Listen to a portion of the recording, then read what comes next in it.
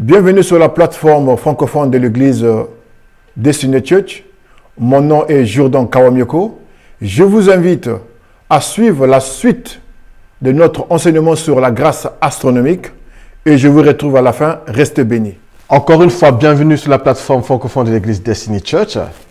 C'est toujours moi, votre frère Arnaud Gastelea, qui aujourd'hui se joint à vous pour la continuité de notre enseignement sur la grâce astronomique.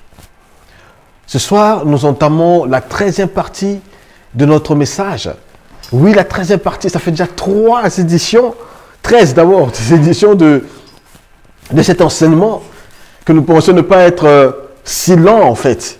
Mais, par la grâce de Dieu, nous prêcherons ce message jusqu'à ce que nous ayons dit tout ce que le Seigneur aurait mis dans nos cœurs, afin de nous édifier, de nous encourager et à comprendre et saisir cette grâce qui est à notre disposition. Le titre de mon message aujourd'hui, c'est « Une couronne de grâce est sur vous ». Une couronne de grâce est sur vous, mon frère et ma soeur, si vous êtes en Christ. Notre frère Yannick, récemment, nous a parlé des promesses de Dieu. Et il a encore soulevé le fait qu'aujourd'hui, dans cette nouvelle alliance, elles ne sont pas liées à une condition comme elle le fut dans le livre de Deutéronome. Pourquoi? Parce que Christ a rempli la condition pour que ces promesses-là viennent dans nos vies. Et j'en avais parlé la dernière fois lors de ma dernière intervention sur la grâce qui brise la malédiction. Parce qu'en fait, la loi demandait à ce que tout soit respecté, que toutes les conditions soient respectées afin que ces promesses-là soient dans nos vies, qu'elles opèrent dans nos vies. Mais aujourd'hui, comme a su le dire mon frère Yannick, que ces promesses-là, Christ a accompli la loi, que Christ, il a rempli la condition. Et ces promesses aujourd'hui, nous pouvons les réclamer, nous pouvons les recevoir et les vivre dans nos vies. Et tout cela, c'est par la grâce de Dieu. Il a bien mentionné que ce n'était pas par nos efforts, que ça n'avait rien à voir avec la performance à notre niveau, mais c'est par rapport à Christ seul. Mes frères et mes sœurs, nous devons comprendre que ce message de la grâce n'est pas une licence au péché. Parce que j'avais su le dire lors de ma dernière intervention, que le péché ouvrait une porte à l'ennemi pour venir voler, tuer et détruire. Ce n'est pas une licence au péché. Mais, malgré nos fautes, malgré nos faiblesses, la grâce de Dieu est capable de toujours produire ses résultats. Lorsque nous nous repentons et nous relevons de nos fautes, la grâce de Dieu coule. Lorsque nous reconnaissons que notre relation avec Dieu n'est pas liée à notre performance, mais à ce que nous recevons cette grâce par la personne de Jésus-Christ. Le verset dans lequel nous lisons aujourd'hui est Proverbe 4, verset 9, qui dit « Elle posera sur ta tête une couronne de grâce et te donnera un diadème de gloire. » Ça, je lis dans la version Osterwald. Mais il y a une autre version que j'ai trouvée intéressante. C'est la version Darby en français qui dit, Proverbe 4, 9, « Elle mettra sur ta tête une guirlande de grâce. Elle te donnera une couronne de gloire. » Ça, c'est la version Darby. Une guirlande. C'est quoi une guirlande? Ben, c'est tout juste une couronne. C'est tout juste une couronne. En fait, à quoi fait allusion ce verset? Vous remarquerez en fait, dans plusieurs nations, lorsqu'on reçoit un étranger, un invité spécial, on lui met une couronne comme de fleurs sur son cou, en fait, à son cou. Donc, c'est ça une guirlande, quand on vous fait porter, pour vous dire que vous êtes l'invité d'honneur. Et cela vous distingue de la foule. Cela vous distingue d'autres personnes, en fait. Par cette couronne, on sait que voilà les conviés d'honneur, voilà les personnes qui sont là, que nous avons reçues, donc ces invités d'honneur. Donc cette couronne-là vous qualifie, elle vous distingue des autres. Ce collier, en fait, comme de ce collier de fleurs que l'on vous met, cette guirlande est celle qui indiquera aux autres que voilà, parmi les invités, voilà les personnes qui sont des invités d'honneur. Et donc cette guirlande vous distingue de la foule. Elle vous fait reconnaître. Et nous avons déjà découvert pendant les récentes interventions que nous ne pouvions pas, ou encore nous sommes incapables de nous approcher de Dieu par rapport à la loi. Et que c'était d'ailleurs une mauvaise idée d'essayer. Et qu'en essayant, en fait, elle nous emprisonnait dans la condamnation et dans beaucoup d'autres choses. Vous voyez? Donc nous avons vu qu'il fallait même pas essayer. Il ne faut même pas essayer de vouloir s'approcher de Dieu par la loi. Parce que de toute façon, nous avons aussi dit que la loi ne nous avait pas été donnée pour que nous la gardons. Mais elle nous fut donnée pour nous pointer à Christ. Pour nous mener à Christ. Et nous faire accéder à cette relation avec Dieu par la grâce. Et maintenant que nous comprenons la grâce, que nous comprenons que c'est la meilleure façon de s'approcher à Dieu. Maintenant, que fait Dieu lorsque nous recevons Christ? 2 Corinthiens 5, 21 nous dit, « Celui qui n'a point connu le péché, il a fait devenir péché pour nous, afin que nous devenions en lui justice de Dieu. » Lorsque nous venons à Christ, lorsque nous croyons en Jésus-Christ, Dieu nous impute justice. J'ai su le dire, et nous l'avons répété pendant les précédentes interventions. En d'autres mots, il nous déclare juste, pas parfait, mais juste parce que nous avons cru en son Fils unique Jésus-Christ, au paiement que lui, il a fait pour nos péchés. Donc, il y avait, la dernière fois, nous avons, je pense mon frère Yannick et moi, nous avons essayé de présenter un peu cette idée-là, la justice en fait. Et nous avons dit, nous avons présenté un scénario, une illustration qui était du genre, c'est-à-dire que vous vous présentez devant un juge coupable de vos faits. Donc vous vous présentez devant un juge, il n'a même pas besoin d'un jury parce qu'il vous connaît. J'avais même expliqué ça, je pense, lors de mon intervention sur les 2 piliers de la vie chrétienne. L'intervention pendant laquelle j'avais paraphrasé Romains 5, 17 qui disait à ceux qui ont reçu l'abondance de la faveur imméritée et du don de l'acquittement immérité, régneront de la vie par Jésus-Christ, lui seul. Alors, donc vous vous trouvez devant un juge qui connaît vos péchés et vous êtes coupable, vous êtes conscient de votre culpabilité. Parce que d'ailleurs, Romains 6, 23 nous dit que le salaire du péché, c'est la mort. Donc vous êtes conscient, il n'y a pas d'issue pour vous. Donc vous êtes là pour être jugé, afin de recevoir la sentence qui est la mort que vous méritez. Alors, vous êtes devant le juge, et vous pouvez apercevoir, par exemple, votre chaise électrique. Je vous donne juste une idée, essayez un peu de réfléchir.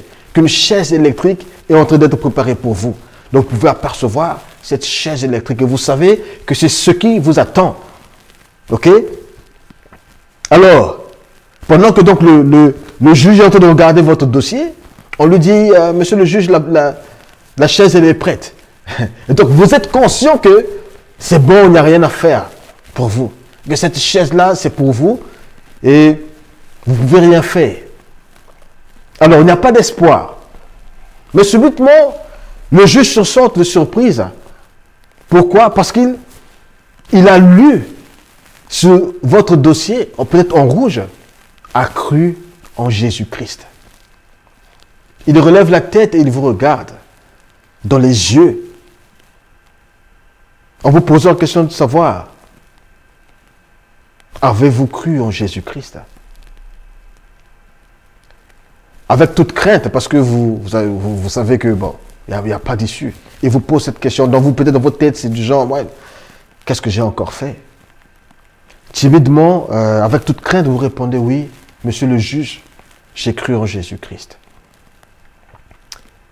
Et le juge émet un sourire à votre égard. Il prend le marteau, en vous fixant toujours dans les yeux, il le cogne sur la table et il déclare à haute voix, acquitté. Et vous dit non coupable ou encore justifié. Et qu'il n'y aura plus de condamnation pour vous. Mon frère et ma soeur, quelle sera votre attitude à ce moment-là? Quelle sera votre réaction? Quelle sera votre réaction? Est-ce que, après un tel épisode, vous marcherez, vous repartirez dans la vie et marcherez de la même façon? Est-ce que vous marcherez de la même façon après cela? Lorsque vous avez su qu'il n'y avait pas d'issue pour vous, que la mort était votre fin, la chaise électrique, comme je venais de le mentionner, était ce qui vous attendait. Mais après, parce que vous avez cru en Jésus-Christ, on vous déclare juste. Mon frère et ma soeur, est-ce que vous repartirez et revivrez la même vie? Parce que la prochaine fois, sûrement que vous direz, peut-être que je n'aurai pas une autre opportunité. Et s'il y a des choses à rectifier, vous chercherez sûrement à les rectifier. Et si vous n'étiez pas un bon citoyen, vous chercherez sûrement à devenir ce bon citoyen que vous n'étiez pas. Parce que vous venez d'avoir la vie sauve dans des conditions les plus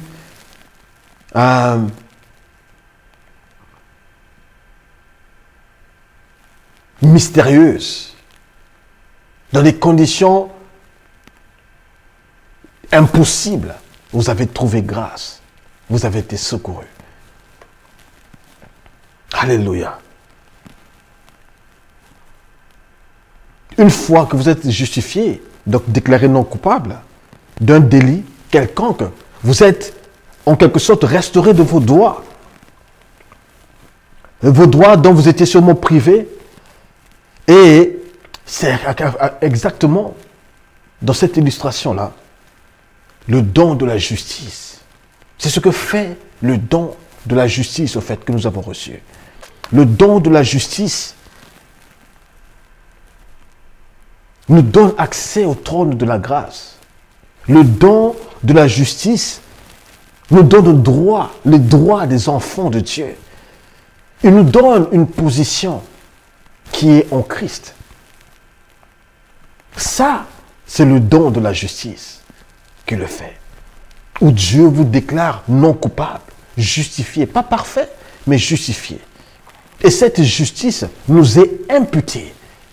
Comme le dit l'apôtre Paul dans l'épître aux Romains 4, 3 et 23, 25, où il explique Abraham crut, cela lui fut imputé la justice. Cette justice nous a été imputée comme une tache indélébile. Personne ne peut l'enlever de vous. Personne ne peut l'arracher. Alléluia. C'est un don de la justice et une justice éternelle.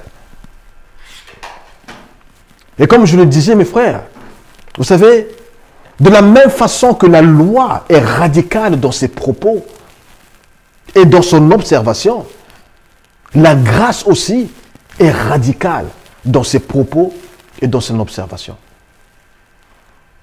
Vous n'avez qu'à remarquer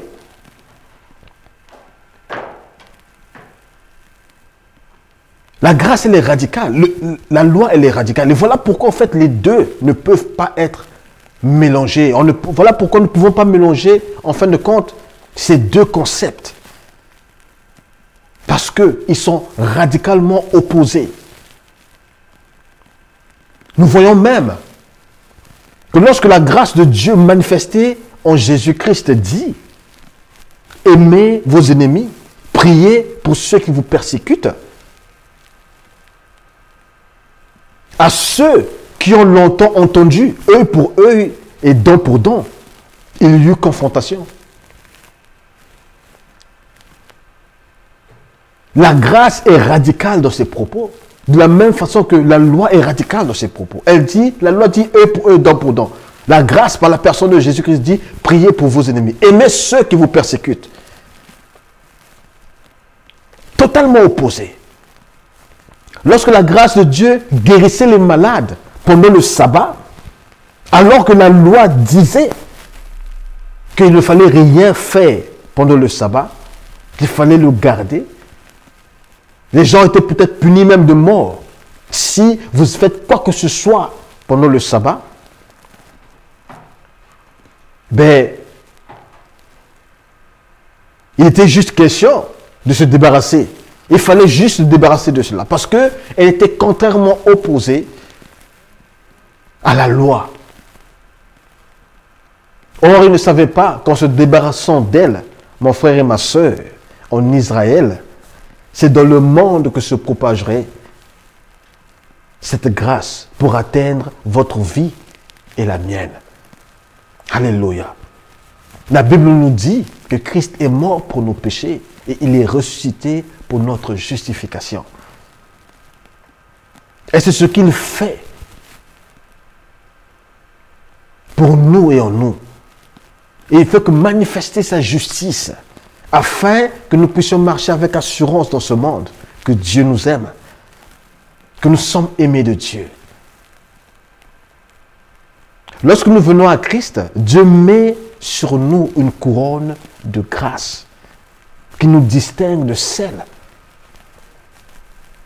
du monde, qui nous distingue du reste du monde, du reste de la foule, qui est supposé nous faire marcher tête haute, la couronne de la grâce. Pas dans l'orgueil, mais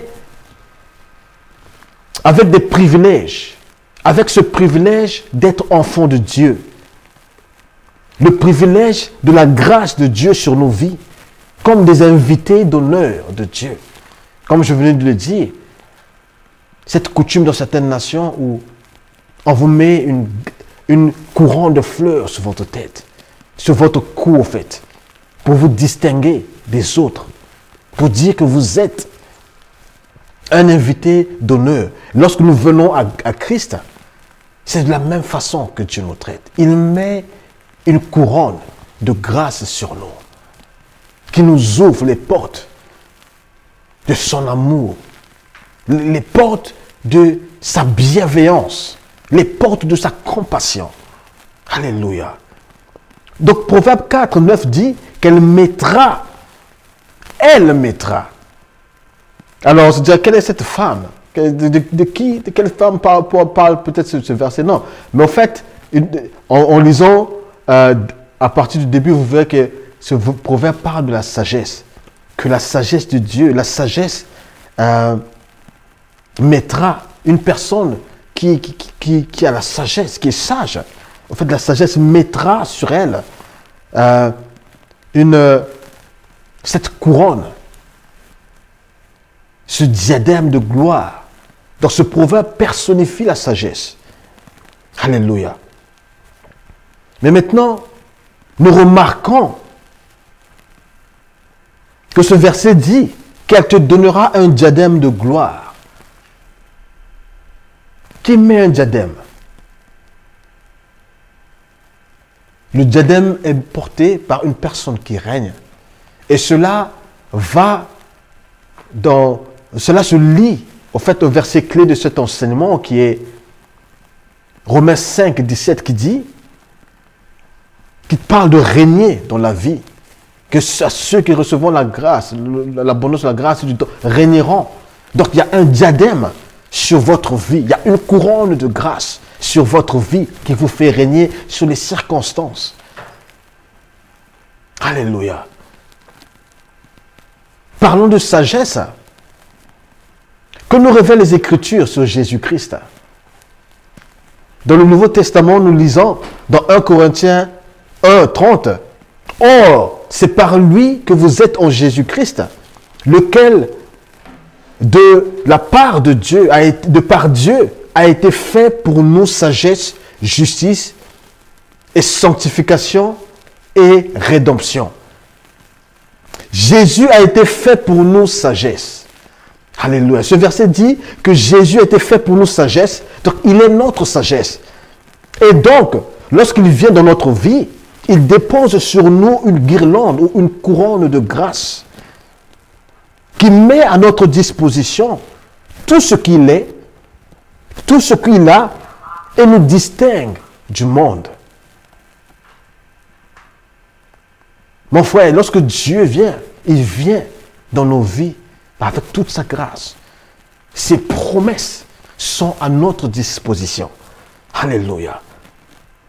Beaucoup de personnes qui naissent avec une marque de naissance. Beaucoup de personnes, comme vous le savez, naissent parfois avec une marque de naissance. Et comme je le disais, la justice que Dieu met sur nous, il nous impute, c'est comme une marque indélébile. La grâce de Dieu, la justice de Dieu et la grâce de Dieu sont des marques de notre naissance en Jésus-Christ. La Bible nous dit encore dans 2 Chroniques 16, au verset 9, « Car les yeux de l'Éternel parcourent toute la terre afin qu'il se montre fort en faveur de ceux qui sont d'un cœur parfait envers lui. » Vous voyez, c'est un peu comme si votre enfant, vous ramenez une photo d'école, de classe. Il vient un après-midi, « Ah, maman, maman, papa, nous avons fait une photo de classe. » Lorsque vous prenez cette photo, qui cherchez-vous en premier? Pour ceux qui ont des enfants, vous cherchez en premier à retrouver votre enfant sur cette carte, sur cette photo. Dès que vous le retrouvez, votre enfant, vous pouvez regarder les autres enfants. Mais votre regard en premier cherchera à aller vers vos enfants. Et vous savez, mes frères et mes sœurs, c'est exactement vous et moi sur cette terre, dans ce monde. Parce que nous sommes en Christ. Dieu a mis une couronne de grâce sur nous qui nous distingue de tout le reste du monde. Et lorsqu'il parcourt le monde, il jette ses regards sur la terre, il est en train de chercher. Quand la Bible dit qu'il cherche ceux pour qui il va se... Ses regards sont sur ses enfants. C'est ceux qui ont ce diadème, ceux qui ont cette couronne de grâce sur eux. Premièrement, c'est vers ces enfants que ces regards sont tournés. Alléluia. Mon frère et ma soeur, vous avez une couronne de grâce sur vous. Alléluia. Alors, donc Dieu vous retrouve lorsqu'il parcourt, ses yeux parcourent la terre. Il vous retrouve par cette couronne qui est sur vous, en Jésus-Christ. Et Dieu interviendra pour toi et pour moi, ma soeur, mon frère et ma soeur, parce que nous sommes ses enfants et que sa grâce est sur nous. Alors, à quoi ressemble la grâce, pouvons-nous dire? À quoi ressemble la grâce lorsqu'elle est dans la vie de quelqu'un, lorsqu'elle opère dans nos vies? À quoi ressemble-t-elle? Nous savons que parfois, plusieurs fois, nous nous disons, « Ah, ce frère a la grâce de Dieu. Cette sœur a la grâce. » Tout cela. Alors, juste les petites choses que j'ai remarquées, que je vais partager avec vous. Généralement, étant chrétiens, nous ne sommes pas étrangers aux manifestations de la grâce dans nos vies, dans notre entourage. Et nous ne sommes pas en fait étrangers à cela. Mais j'aimerais quand même pointer à quelque chose sur sa manifestation. Quand la grâce de Dieu est sur vous, vous ne laisserez personne en arrière. Ce ne sera pas comme nous le voyons souvent dans certaines églises ou quoi que ce soit, dans certains entourages. Il semble que c'est soit le pasteur, qui semble être béni, qui semble... Vous voyez, c'est comme si c'était sur lui que seul reposait la grâce et que les autres ne suivent pas.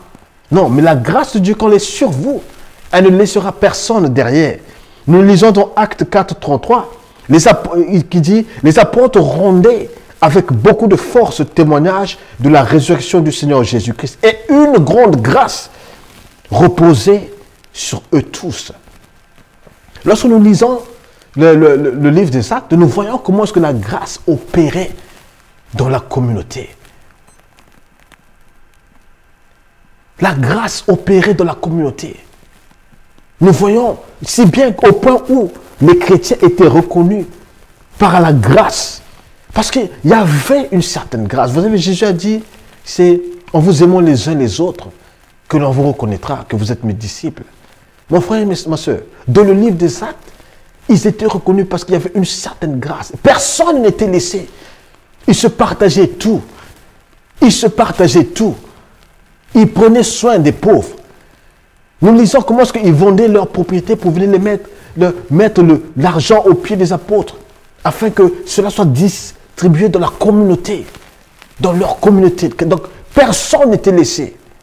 Lorsque la grâce de Dieu est sur vous, vous ne laisserez personne. Vous avancerez et emmènerez les autres avec vous. Alléluia. Deuxièmement, je peux dire, quand la grâce est sur votre vie, vous avez, ou elle vous donnera un mandat, une mission ou un objectif. La grâce de Dieu vous donnera un mandat, une mission ou un objectif. Nous le lisons dans le livre, dans la vie de Noé. La Bible nous dit dans Genèse 6, 8, mais Noé trouva grâce aux yeux de l'Éternel. Mais Noé trouva grâce aux yeux de l'Éternel. Et nous savons que Noé est celui qui avait bâti l'arche.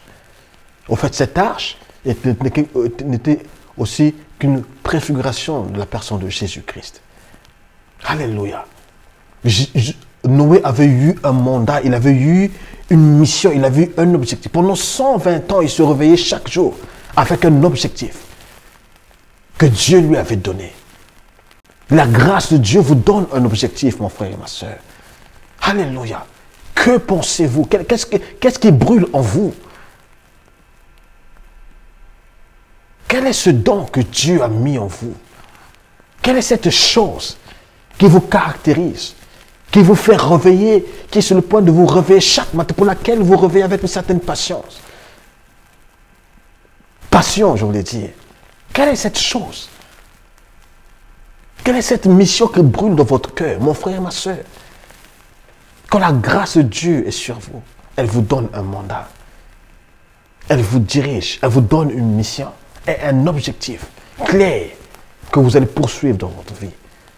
C'est là pour l'avancement du royaume de Dieu et non pas pour vos propres besoins. Alléluia. De la même façon que Noé est connu pour avoir bâti l'arche, vous aussi, nous devons être connus pour quelque chose. 2 Corinthiens 9, 8 dit, et Dieu peut vous combler de toutes ces grâces, de toutes sortes de grâces, afin que possédant toujours en toutes choses de quoi satisfaire à tous vos besoins, vous ayez encore en abondance pour toute bonne œuvre. Ça, c'est ce que Dieu peut faire, la grâce de Dieu. Dieu peut vous combler de toutes ces grâces, afin que vous puissiez accomplir ce qu'il a mis, cette mission, cet objectif, ce mandat qu'il vous a donné. Alléluia. Il y a quelque chose que Dieu a mis dans vos mains. Il y a une grâce qui vous est spéciale. Quoi qu'elle soit, mon frère et ma soeur, trouvez cette grâce et marchez par elle. Elle mettra un chemin pour vous. Et vous verrez que Dieu pourvoira afin que vous opérez dans cette grâce-là avec toute la plénitude. Alléluia. Troisièmement, je dirais que lorsque la grâce de Dieu est sur vous, Dieu ne vous passera pas. Quand la grâce de Dieu est sur vous, Dieu ne vous passe pas. Elle ne vous passera pas. Nous lisons dans Genèse 18, 3. Et il dit, Seigneur, si j'ai trouvé grâce à tes yeux, ne passe point je te prie, loin de ton serviteur. Et ça, c'est Abraham qui le dit.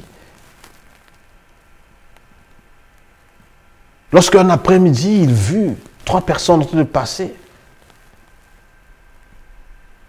il les arrêta afin de pouvoir les rafraîchir. Vous connaissez cette histoire d'Abraham. Mais il dit, si j'ai trouvé grâce à tes yeux, ne me passe pas, mes frères et ma soeur. Quand la grâce de Dieu est sur vous, Dieu ne vous passera pas. Et vous savez que c'est par cette rencontre-là qui avait fait que Sarah, en fin de compte, conçoive. Ils avaient cette promesse pendant 25 ans qu'ils auraient un enfant. Mais ce jour-là, Sarah a reçu la puissance, la capacité de concevoir, de voir au fait cette promesse accomplie l'année qui suivait. Parce que c'était pendant cette rencontre que l'ange, que l'Éternel avait dit que l'année prochaine, Sarah accoucherait. Donc, bien qu'il y avait une promesse, mon frère et ma soeur, la grâce de Dieu ne vous passera pas. Que cette promesse que vous avez reçue dans votre vie, alléluia, qu'elle s'accomplisse dans le nom de Jésus-Christ. Que Dieu vous donne la capacité de voir cette promesse s'accomplir, se manifester dans votre vie. Elle ne vous passera pas. Elle ne vous passera pas. Dieu ne vous passera pas parce que sa grâce est sur votre vie. Alléluia. Quatrièmement, lorsque la grâce opère dans votre vie, elle vous donne un fort désir de donner. Mes frères et mes sœurs, lorsque nous avons une grâce, la grâce est dans notre vie. Vous verrez qu'il y a des gens qui, parce que la grâce agit dans leur vie, vous avez besoin de donner, vous avez envie de donner. Nous le voyons dans la vie de Joseph, de Jacob. Vous connaissez l'histoire. Qui a volé le droit de naissance de son frère. Il a volé le droit de naissance de son frère. Mais après, lorsqu'il repartit vers lui, il mit des présents au devant afin d'apaiser son frère. Et lorsque son frère ne voulait pas le recevoir, il le forçait et dit, pardon, reçois, accepte ces présents. Parce que la grâce de Dieu commençait à opérer dans sa vie. Il n'était plus ce voleur. Son nom fut changé en Israël. Alléluia. La grâce de Dieu était sur lui. Il était devenu prince de Dieu. Alléluia. Donc il avait maintenant le désir de restaurer ce qu'il avait volé. Il avait maintenant le désir de bénir abondamment son frère. Alléluia. Et cinquièmement, lorsque la grâce opère dans votre vie, elle se manifestera par une faveur divine. Genèse 39, 4 dit, Joseph trouva grâce aux yeux de son maître, qui l'employa en son service, l'établit sur sa maison et lui confia tout ce qu'il possédait. Mes frères et mes sœurs, vous connaissez l'histoire de Joseph. Comment est-ce que lui qui était esclave trouva grâce aux yeux de Potiphar, au point où il établit sur toute sa maison. La grâce de Dieu sur votre vie se manifestera par une certaine faveur. Alléluia. Vous arrivez à des endroits où personne n'est qualifié. On dit non à tout le monde, mais vous, on vous dit oui. Tout le monde échoue, mais vous, vous réussissez parce que la grâce de Dieu agit dans votre vie. Mon frère et ma soeur, si vous m'écoutez et que vous ne connaissez pas ce genre de grâce dans votre vie, il est temps à ce que vous regardez votre foi. Où est votre cœur? Êtes-vous connecté à la source de la grâce qui est la personne de Jésus-Christ? Et mon frère, si vous m'écoutez et que vous ne connaissez pas cette grâce, car seul en Jésus-Christ, cette grâce peut opérer dans nos vies. Je vous invite à prier avec moi afin de recevoir Jésus-Christ, qui est la grâce de Dieu manifestée dans nos vies, afin que vous commenciez à vivre cette grâce. Priez avec moi, mon frère et ma soeur. Éternel, Seigneur, je viens à toi ce soir, croyant que toi seul es l'auteur de la grâce et que toi seul est la grâce manifestée. Je me répands de mes péchés, car j'ai longtemps marché hors de ta grâce. Mais aujourd'hui, Seigneur, Je t'accepte comme étant mon Seigneur et Sauveur personnel. Laisse que ta grâce opère dans ma vie et que je sois une bénédiction pour le peuple qui m'environne. Merci de me pardonner. Merci de m'accepter comme étant un enfant de Dieu et de me qualifier. Amen. Si vous avez fait cette prière, mon frère et ma soeur, sachez que Dieu vous a écouté et que vous êtes maintenant enfant de Dieu et que sa grâce, par la personne de Jésus-Christ, va commencer à opérer dans votre vie pour vous distinguer de la foule ou du reste du monde. Écrivez-nous à l'adresse qui s'affiche pour nous le faire savoir et nous vous répondrons. Que le Seigneur vous bénisse et je vous retrouve à la prochaine édition. Si vous avez été touché par le message prêché par notre frère et que vous avez prié ensemble avec lui, nous vous demandons de nous contacter à l'adresse qui s'affiche. Que le Seigneur vous bénisse et je vous retrouve à la prochaine édition. Merci.